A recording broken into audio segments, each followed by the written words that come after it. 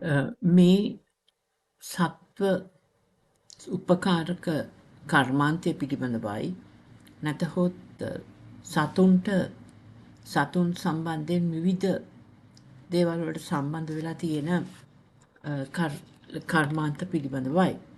උදාහරණයක් විදිහට අපි ගත්තොත් එහෙම ලංකාවේ පේරාදෙණිය විශ්වවිද්‍යාලයේ ඒ සඳහා අවශ්‍ය පශු වෛද්‍ය BSc නැත්නම් විද්‍යා උපාධිය ලබා දෙනවා.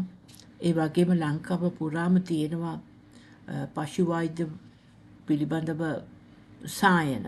ඒ වගේම සත්වයන් සඳහා තියෙන විශේෂ රෝහල් පවාද ලංකාවේ තියෙනවා.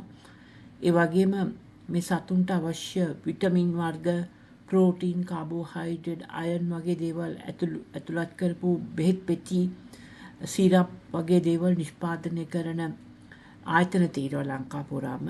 ඒ වගේම ඔවුන්ගේ වෙනත් අවශ්‍යතා, ඒ කියන්නේ මේ උදාහරණයක් හැටියට චේන් එක, කොළ එක, දන්වැල, ඒ වගේ නොයෙකුත් සතුන්ට දෙන දේවල් සම්බන්ධ දේවල් පිළිබඳ සපයන ආයතන ලංකාව පුරාම තියෙනවා. ඉතින් මේ සතුන් පිළිබඳව ලංකාවේ විශේෂ කර්මාන්තයක් ඇති වෙලා තියෙනවා. සතුන්ගේ දත් මැදීමට, නියමිත මැදි කපන්නට ඒ වගේ සේවා සපයන ආයතන තියෙනවා.